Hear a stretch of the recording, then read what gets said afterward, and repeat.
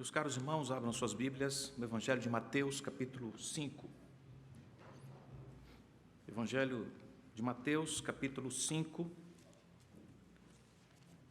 versículo 6. Nós vamos ser edificados nesta noite com mais uma bem-aventurança.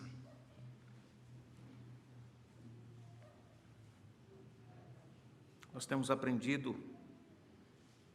sobre marcas dos cidadãos do reino, ou características dos cidadãos do reino.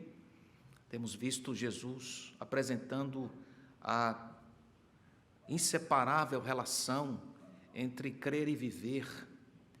Então, essas marcas não são elementos, sinais que revelam o que nós seremos a partir de, mas revelam o que nós somos por causa do Senhor Jesus, pela sua obra bendita. São disposições internas, espirituais, fruto da graça de Deus. Então, são marcas relacionadas à transformação operada no ser interior, na implantação de uma nova natureza, e para nada diz respeito a temperamentos, mas fala de um caráter novo. E esse caráter novo somente pode ser operado, concedido por Deus pela sua graça, quando toma alguém soberbo, orgulhoso, e o transforma em um pobre de espírito, isto é, alguém que reconhece-se miserável, necessitado, pecador, em quem não há absolutamente nenhum sinal de virtude própria. Esse reconhecimento de seus pecados o leva ao quebrantamento diante de Deus e o torna manso, como uma resposta de submissão a Deus e de benignidade, longanimidade em relação ao próximo. E agora ele passa a desejar com toda a sua força o que é mais importante na sua vida. O seu desejo inflamado é por Deus, e não há substitutos, não há nada que se eleve ao nível da sua ardente paixão por Deus. Por isso o verso 6, bem-aventurados os que têm fome e sede de justiça, porque serão fartos. Esta ansiosa expectativa, esta busca incomparável, intensa por Deus, é fruto de uma implantação de um novo ser na vida. É o próprio Senhor habitando em nós, nos consternando a buscá-lo, a querê-lo, a conhecê-lo, a entender o que é vida perene. As palavras do Senhor Jesus, conceituando vida eterna, na sua oração sacerdotal, não foram estas? João capítulo 17. E a vida eterna é esta, que te conheçam a ti, o único Deus verdadeiro, é Jesus Cristo a quem enviaste. Vida eterna consiste em conhecer Deus, querer Deus, mais do que qualquer coisa. Esse querer, esse desejar, está relacionado com amor implantado. Agostinho afirmou que só pode haver dois amores: o amor de Deus em detrimento do esquecimento do eu, ou o amor ao eu em detrimento do esquecimento de Deus. E é assim mesmo. É isto que acontece com aqueles que foram feitos bem-aventurados, porque uma mudança radical foi operada em seus corações. E esta bem-aventurança, esse estado perene marcado por contentamento, se libertou do condicionamento das circunstâncias, porque a felicidade é uma pessoa e não mais algo, alguma coisa. E esta pessoa prometeu nunca abandonar esse cidadão. Por isso ele é sempre bem-aventurado. É tão rico isto, tão sublime, que o cidadão desse reino, anunciado por Jesus, trazido por Jesus, não depende de nada material ou temporal para ser feliz, para estar feliz. E nós encontramos aqui esta continuidade na vida do reino, expressa na busca por Deus. O Sermão da Montanha trata disso mesmo, trata da prática da confissão. Porque confessamos que Deus é tudo. Porque confessamos que Deus é o Senhor de todos, que é o Senhor de tudo. Porque confessamos que não há nada melhor que Deus. Nós buscamos a Deus mais do que qualquer outra coisa. Por isso, a busca é especificada aqui, é caracterizada por fome e sede. Fome e sede. Quem tem fome e sede de alguma coisa, busca com intensidade, desesperadamente. Quem aqui não se lembra, por exemplo, do acidente ocorrido em 1972, transformado em filme depois, 13 de outubro de 1972, um acidente envolvendo atletas da equipe de rugby uruguaia que caiu na Cordilheira dos Andes. E o que aconteceu ali, a fome era tão grande daqueles sobreviventes que eles tiveram que se alimentar de carne humana dos que haviam morrido. É assim que faz alguém em fome extrema, desesperado. Um dos sobreviventes, um uruguaio, hoje, pouco mais de 58 anos, um pouco mais de 60 anos, médico, não sei se está vivo ainda, Roberto Canessa, afirmou em um jornal do seu país, El País, em Montevidéu, que a antropofagia é algo que impressiona a quem não sabe o que são 30 graus abaixo de zero e que não sabe o que é ver um amigo morrendo sem poder fazer algo a respeito. Quem tem fome e sede vai buscar. E o anseio extremo por alimentar-se é pontual, real. É assim quando estamos com fome. É assim quando alguém está sedento ao extremo. O que ele mais quer é aquilo que pode matar a sua fome, saciar a sua sede. Não ofereça Coca-Cola para um sedento desesperado, que se não tomar água vai morrer, ele vai querer água. Ele quer aquilo que pode saciar a sua sede. Se é assim com elementos físicos, materiais, que são apenas um pequeno sinal da nossa limitação e das nossas necessidades biológicas, materiais, físicas, quanto mais com a fome e a sede de nossa alma.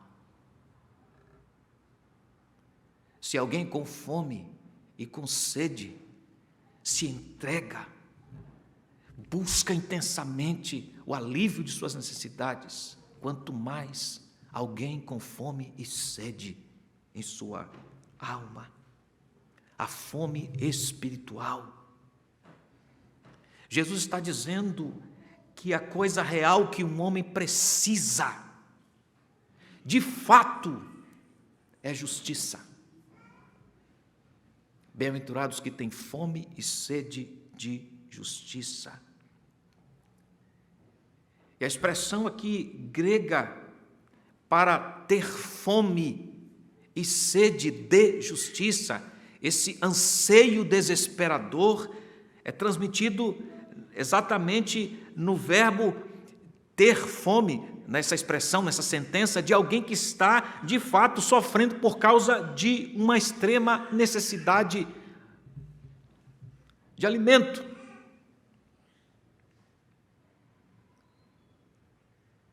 Somente aquele que entrou no reino de Deus entendeu que a sua alma, que já gemia por fome de sentido, entendeu agora que a sua alma definiu o direcionamento da sua busca. Entendeu que só há um ser, uma pessoa que pode realmente satisfazê-lo. Por isso, tem fome e sede de justiça. Só Deus pode alimentar esse faminto e esse sedento. Não é à toa que Jesus usou essas expressões relacionadas à satisfação da fome, quando disse: eu sou o pão do céu. Ele sabia que as pessoas estavam com fome. Ele também disse: eu sou água da vida. Ele sabia que as pessoas estavam com sede. Eu tenho água da vida para dar. Vocês se lembram da parábola do filho pródigo? Do filho abandona a casa do pai, gasta tudo, se destrói na corrupção, na pecaminosidade, no chiqueiro do pecado. E então ele vai comer comida de porcos. E ali, comendo debulhos, alfarrobas dos porcos, ele se lembrou que estava morrendo de fome. Fome de vida. Então, ele se lembra daquele que podia matar a sua fome de vida, de carinho e aconchego, seu pai. E ali, consciente da sua extrema fome, ele decide voltar para a casa do pai. Só Deus é esse pai que pode alimentar-nos e satisfazer os nossos anseios eternos. Meus irmãos, saber disso implica busca intensa por este Deus que nos sacia, nos alimenta.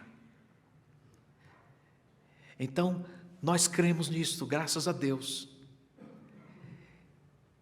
Mas quando Jesus diz que aquele que está no reino tem fome e sede, e usa essas expressões extremas para alguém que está moribundo, morrendo de fome, necessitado ao extremo, para falar da sua busca por Deus nesses níveis,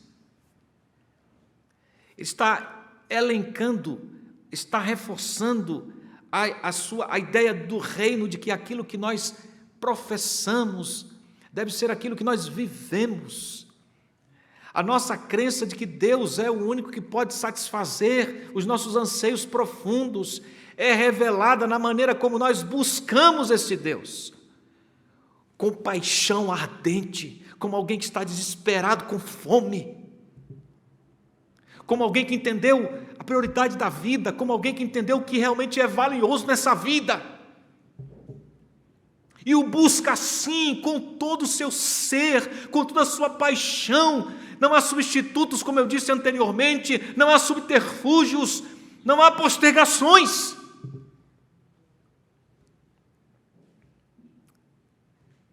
Napoleão Bonaparte disse em certa ocasião: posso perder batalhas, mas ninguém jamais me verá perder tempo por motivo de confiança excessiva ou preguiça.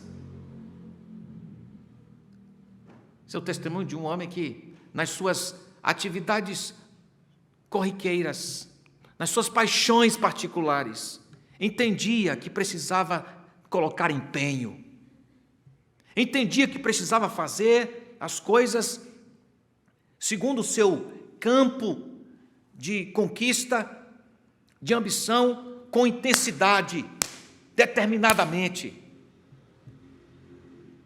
Ele não disse isso a respeito de Deus. Ele disse isso a respeito das suas conquistas, das suas paixões, que acalora ainda mais o nosso constrangimento. Porque onde está a nossa paixão para buscar Deus com intensidade e calor na alma? Na lista dos nossos compromissos, Deus é o primeiro a ser descartado quando alguma necessidade imprevista surge. O trabalho de Deus é o primeiro a ser riscado. Ninguém não pensa assim. As pessoas comumente não pensam assim: olha, eu não vou poder fazer isto. Eu vou fazer isto, mas eu estou com dificuldade porque tenho 5 coisas para fazer. Então eu vou renunciar porque eu não posso faltar ao trabalho na segunda-feira. Vou dar um exemplo prático. Você jovem tem prova amanhã. Vai fazer prova na universidade amanhã, na escola, sei lá o quê. O que comumente, lamentavelmente acontece? Eu não vou participar das atividades da igreja porque eu tenho que estudar para a prova. Por que não fez isso antes? Por que no dia do Senhor? Por que no dia do Senhor? Sabe por quê? Porque nós estamos empanturrados de lixo e negligenciamos, jogamos fora comida preciosa que pode saciar a nossa fome. Deus é o primeiro a ser descartado.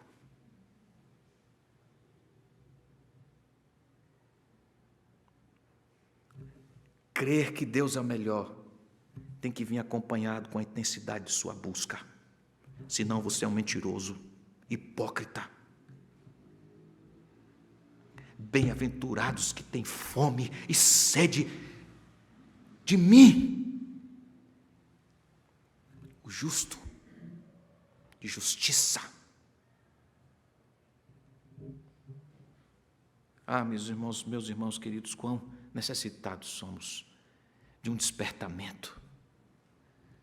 Quão necessitados somos da ação de Deus em renovar nossa mente, para que ela esteja concatenada com a nossa vida, nossa crença e prática. Spurgeon disse certa vez: quão miseráveis são nossas graças quando os meios de graça são negligenciados. Quão medíocres e famintos são alguns santos que vivem sem o uso diligente da palavra de Deus e da íntima oração. Se a nossa devoção pode viver sem Deus, Ele não é uma criação divina, é apenas um sonho. Pois se Deus tivesse gerado a devoção, esperaria por Ele, assim como as flores esperam pelo orvalho.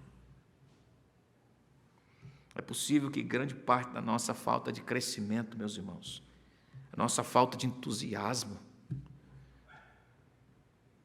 nós sequer convencemos as pessoas com o nosso entusiasmo, nossa falta de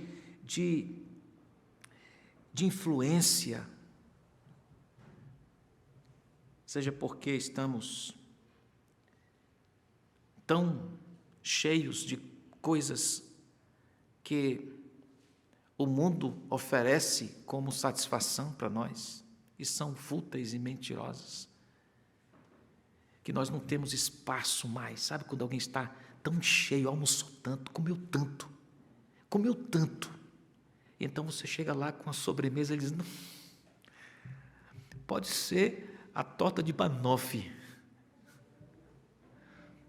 pode ser a sobremesa mais gostosa. Não quer, porque está empanturrado de si mesmo, de coisas, de fúteis ambições. Bem-aventurados que têm fome e sede de justiça. eles têm fome e sede de justiça. Justiça aqui aponta para quem Deus é e o que Deus faz. Tem a ver com salvação e santificação. Justiça que é encontrada e dada em Cristo Jesus. Justiça que significa, em outras palavras, estar de bem com Deus por causa de Jesus. Justiça que significa mover-se em direção a Deus, tendo a sua ira aplacada em seu Filho. É um desejo profundo de ser livre do pecado, de ser mais puro. É um desejo profundo de ser cheio do poder, da presença de Deus. É o reconhecimento intenso de que se é destituído por si mesmo de qualquer coisa justa. Não há em si nada de justo. É o reconhecimento de que diante de Deus se está absolutamente despido, vazio. É o reconhecimento de que o resultado da soma de suas habilidades e poder é zero. É negativo. É o reconhecimento de que você não pode ajudar a si mesmo. Está desesperado. Extremamente faminto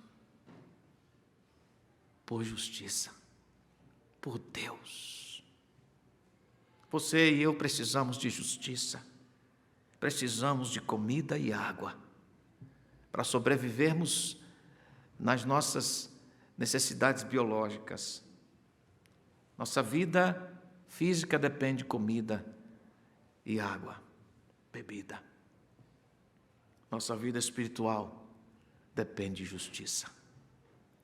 Justiça é Deus e o que Deus fez em Jesus por nós. Como é impossível alguém viver sem comer e beber, e viver saudável e sobreviver, também é impossível alguém viver espiritualmente sem justiça. Bem-aventurados que têm fome e sede de justiça. Justiça que se inicia na obra da salvação, justiça que dá seguimento na obra de santificação. Eu quero mais Deus, eu quero conhecer mais Deus, eu quero amar mais Deus. É o que faz o crente desejar mais de Deus e não algo.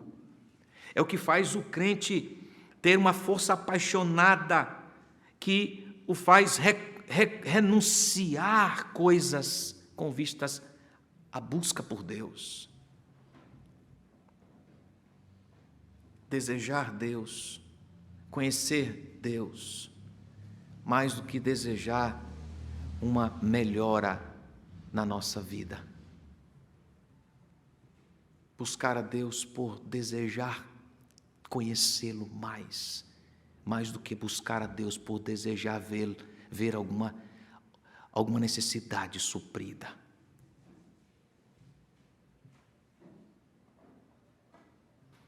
É diferente, vocês sabem disso, não é? Alguém que vai em busca para a satisfação de necessidades sentidas, observadas. E alguém que vai em busca para conhecer a pessoa. Jesus experimentou isso muito fortemente e nos ensina isto várias vezes nos registros dos evangelistas. Eu me lembro agora quando ele multiplicou os pães e peixes e as pessoas efusivamente corriam para ele. Certa ocasião, João narra isso muito claramente. Ele confrontou essas pessoas, disse assim, olho no olho, tá? Eu sei porque vocês estão atrás de mim. Eu sei porque vocês me buscam. Vocês não me buscam porque vocês me querem. Em outras palavras, vocês me buscam porque vocês querem algo de mim. Eu sei porque vocês me buscam. Eu tenho uma pergunta para fazer a ti, meu distinto irmão, querido irmão, querida irmã. Por que você busca a Deus?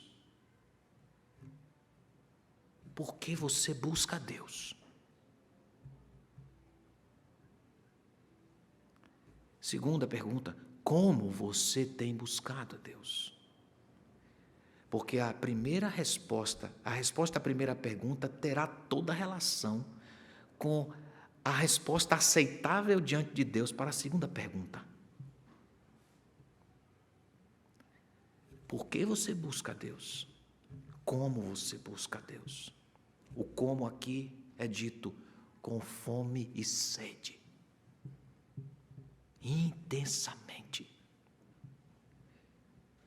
Desejo intenso. Sem medição de esforços. Se requer. Olha que coisa curiosa, que coisa impactante. Porque até aqui vimos que não há mérito algum nesse cidadão, dele mesmo. O mérito é de outro, é do Senhor Jesus, que o fez assim, cidadão. Ele é pobre de espírito, ele reconhece seus pecados, ele se quebranta, ele chora diante de Deus. Ele é manso, ele submete à vontade de Deus, ele não é arrogante, ele é compassivo, longânimo no seu trato com os outros. E aqui é requerido dele esforço. Aqui é requerido dele esforço. Porque este beneficiado, bem-aventurado, busca com todo o seu ser empenho, esforço, dedicação, paixão. Porque essas coisas estão mesmo misteriosamente relacionadas. Deus faz tudo. Deus fez tudo. E Deus exige de mim tudo.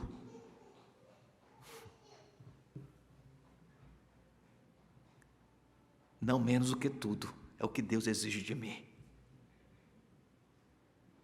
E a consequência, diz o texto bíblico, é que o resultado é que estes que buscam assim serão fartos. Bem-aventurados que têm fome e sede de justiça, porque serão fartos.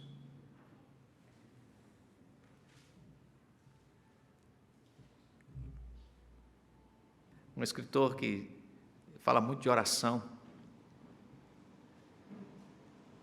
escreveu o seguinte, falando da intensa busca que deve ser característica do crente. Abre aspas. Não é um anseio simples que faz os homens marcharem e os torna capitães dos exércitos de Deus, mas anseio ardente que os aviva e quebra todas as cadeias da autoindulgência. Estes que buscam a Deus não são indulgentes. O anseio destes não vai terminar com o final de semana, não termina depois do culto no domingo, não termina com alguma circunstância difícil que visitou a casa. O anseio é uma tocha que cada vez mais é viva, está mais inflamada. Não termina porque você foi reprovado numa prova, não termina porque o relacionamento de namoro terminou, não termina porque o emprego terminou, você foi demitido. Esse anseio não termina quando coisas que não queremos que acontecem conosco. O desejo é inflamado, crescente, mais e mais. E eles serão fartos. Eles não querem um pouco, eles querem tudo. Eles não querem um bocadinho de justiça no prato, eles querem a justiça toda. Eles querem ser como Jesus Cristo, a justiça de Deus. Por isso o desejo é interminável, é sempre crescente. Não importa quanto eles amem Jesus, mais eles quererão amar Jesus. Não importa quanto eles conheçam a Deus, mais eles quererão conhecer Deus. Mais. Confissão e vida. Não importa quanto eles orem, mais quererão orar. Bem-aventurados aqueles que continuamente têm fome e sede de justiça. São felizes e eles serão fartos. Quanto mais alimentados, mais fome têm. Como que fartura é essa? Que eu tenho mais fome ainda depois que eu me alimento? É uma santa fome. Quem conhece a Deus, mais deseja conhecer. Quanto mais fome de Deus, mais é alimentado. E quanto mais alimentado, mais fome de Deus tem. Não é possível estar saturado. Eu não aguento mais esse negócio de Bíblia. Eu não aguento mais esse negócio de oração. Não existe isto para este cidadão. Para, tudo é Jesus, tudo é Bíblia, tudo é oração. Vamos fazer outra coisa diferente, gente. Afinal de contas, nós somos seres humanos. Alguém pode tolamente dizer assim. Quem diz isso é porque não compreendeu o reino. Não experimentou na sua vida a justiça, o justo, Jesus Cristo. Porque quem ama Jesus, mais será satisfeito pelo amor de Jesus, e mais satisfeito será, mais faminto se apresentará por Jesus. Como disse certo comentarista, esta fome e esta sede continuam e, na verdade, aumentam no simples ato de saciá-los. No Salmo 36, versículo 6, lemos sobre os juízos de Deus. E lá, o salmista expressa assim: os teus juízos são como um abismo profundo. Em Romanos, capítulo 11, versículo 33, o apóstolo Paulo explode em doxologia e diz assim: ó profundidade da riqueza e da sabedoria e do conhecimento de Deus! Quão insondáveis, quão inescrutáveis são os teus caminhos! E de acordo com o versículo 33 de Romanos, esta pessoa, esta riqueza, esta sabedoria, este conhecimento é Cristo Jesus, insondáveis juízos, inescrutáveis caminhos.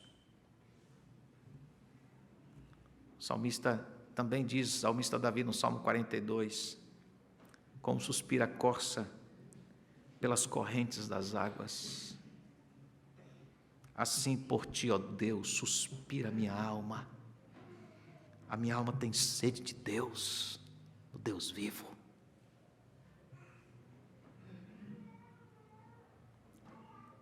E vale a pena mencionar aqui o comentário de Charles Spurgeon sobre esse texto de Salmo 42.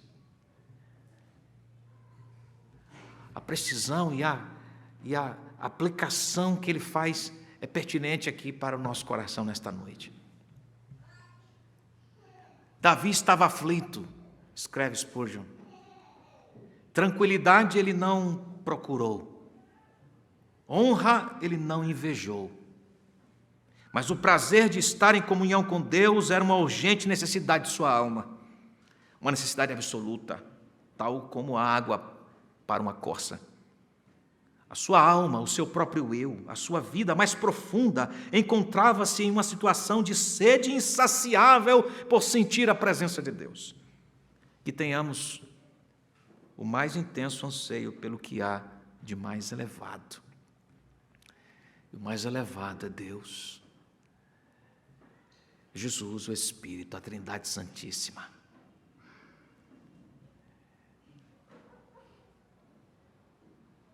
Termino citando um poeta anglicano, escreveu e morreu em 1633. E a sua maneira de expressar a sua devoção através da poesia me encantou. Quando revelou sua condição e como Deus o acolheu. apesar da sua condição, a despeito da sua condição, Ele saciou a fome. Foi assim que aconteceu comigo. E quanto mais saciado estou, mais sedento e faminto por Deus me mostro. George Herbert, num poema intitulado Amor. O amor deu-me boas-vindas, mas minha alma se retraiu, culpada e confusa por causa do pecado. Mas rapidamente o amor, vendo-me sucumbir nesse primeiro encontro, achegou-se a mim gentilmente e indagou: necessitava eu de alguma coisa? Ser hóspede, respondi, digno de estar aqui. Ao que o amor respondeu: assim será. Eu, insensível e ingrato, ó meu amado, não posso te contemplar. O amor tomou minha mão e sorridente replicou: quem formou teus olhos? Não fui eu? Isso é vero, meu Senhor, mas os manchei. Deixe que minha vergonha fique onde mereço estar. Será que não sabes, disse o amor, quem carregou a culpa? Meu querido, então servirei. Deves se assentar, disse o amor, e provar da minha carne. Então sentei e comi. E comi. Deus nos faça buscadores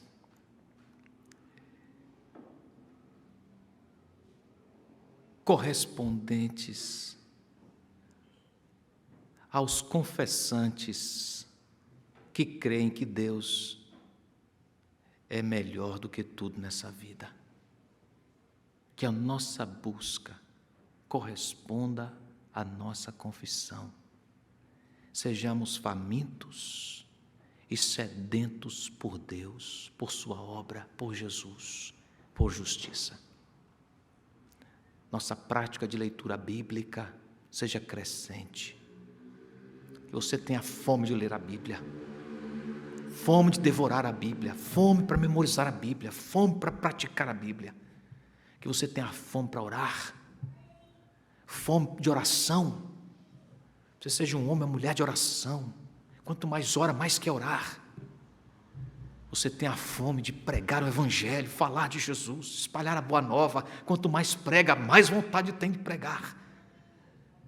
Que você tenha fome de servir a igreja de Cristo, a noiva de Cristo. Quanto mais serve, mais cansado fica, mais quer servir.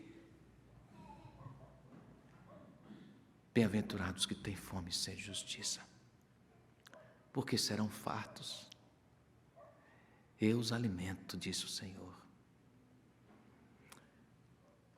Você que está em casa e não experimentou, todavia, esta bonança, este sentido para viver, está à deriva mesmo, buscando sentido em tantas coisas, e aí chega domingo à noite, depois de ter estragado a sua vida, se sente vazio, sozinho em casa. Quem sabe você está ouvindo aqui, agora está em casa chorando sozinho, arrependido ou remorso, sei lá.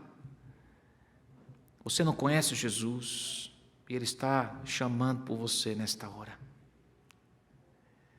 dizendo que sua alma tem fome e sede dele e só Ele pode satisfazer sua alma. E E quanto mais você conhecê-lo, mais você vai querer, você vai amá-lo e vai entender que a sua vida não consiste de coisas, mas depende de uma pessoa. Quem sabe você que me escuta agora é um crente, mas está tão apagadinho, está tão apagado, tão frio na fé, porque deixou o entulho encher o poço, quase não se vê água, tão cheio de entulho que está esse poço, sua vida. Não tem mais vontade de orar, não tem vontade de ler a Bíblia, não tem vontade de pregar o Evangelho, está tão frio, empedernido. Ore a Deus agora, peça a Deus: Senhor, renova a minha vida, renova o meu coração, eu quero te buscar, Senhor, eu quero te amar com todo o meu ser, perdoa-me, Senhor, porque tenho andado na contramão. Você quer sair desse estado de letargia? Só tem um jeito de sair: clamando e buscando a Deus. Quanto mais você buscar, mais desejará conhecer e será inflamado no âmago do seu ser.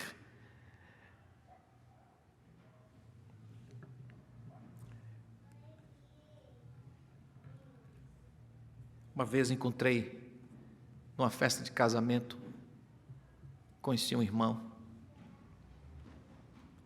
e ali, enquanto as pessoas comiam, conversavam, eu me retirei do salão, fiquei à porta um pouco só. Ele se aproximou de mim, se apresentou, me contou a sua história do nada, me contou a sua história, olhou para mim e abriu a sua história para mim. Havia se divorciado da mulher, depois de algumas dezenas de anos de matrimônio, tinha um filho, e orava, chorava, pedindo a Deus por restauração no seu casamento.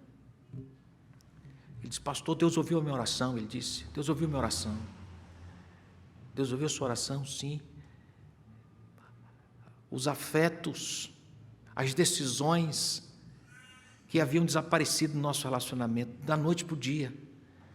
Eu comecei a olhar para minha esposa com o mesmo olhar de quando nós éramos namorados. Ele disse. E era um negócio que me queimava por dentro, eu queria estar com ela.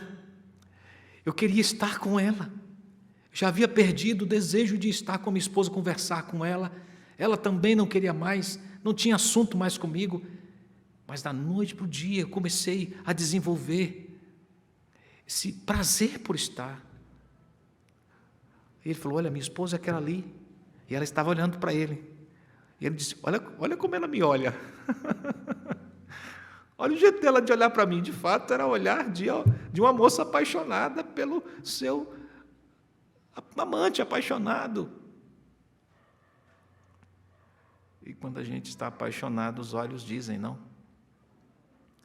Quando a gente está intensamente comprometido, ardentemente com Deus, os nossos atos dizem. Que Deus nos ajude, nos abençoe. Em nome de Jesus, amém. Vamos orar. Pai Santo, Deus de todo poder, primeiramente, queremos reconhecer nossas mazelas, nossa negligência e a facilidade com a qual nós somos enganados pelas sutilezas do diabo e pelas propostas mentirosas, sedutoras, mas mentirosas do mundo. Caímos uma e outra vez nas ciladas do mundo. Quando o mundo nos diz que seremos satisfeitos se tivermos alguma coisa, e esta alguma coisa tem sempre relação com algo material, um amor humano, falível, nossos desejos e ambições satisfeitos, e nós nos encantamos com essas mentiras e passamos a desprezar aquilo que é de fato verdade. Aí então a nossa vida devocional entra em colapso, nós esfriamos na oração, esfriamos na leitura da palavra, na meditação, nas santas disciplinas espirituais. na demonstração de que nós temos relacionamento contigo no trato com as pessoas. Somos toscos. Ó Deus, esse banquete está pronto, oferecido tão graciosamente. Quantas noites, quantos dias nós desprezamos para nos empanturrarmos com lixo. Perdoa-nos, ó Senhor, perdoa-nos. Perdoa a nossa negligência, nossa apatia, perdoa. E transforma-nos, renova-nos nessa paixão, nessa fome e sede, nessa busca. Faz-nos buscadores intensos do Rei Jesus. Assista-nos, Senhor. Nós te suplicamos nesta hora que pessoas sejam levadas à cruz, a expressão da tua justiça, revelada no Calvário, na pessoa de Jesus Cristo, que entregou-se por amor para a satisfação da nossa necessidade de existência, sentido de existência, sentido para viver, para a resolução do nosso afastamento, da nossa condição de condenados, justamente condenados. Mas Cristo nos redimiu, nos perdoou, expiou os nossos pecados. Nós somos cidadãos do reino dos céus. Então, Pai, faz-nos viver diferentemente daquele que não conhece o Senhor. Sejamos realmente diferentes nas nossas buscas, na forma como buscamos o melhor, e o melhor é o Senhor. Ilumina-nos, anima, fortalece o teu povo, é a nossa oração. Em nome de Jesus. Amém.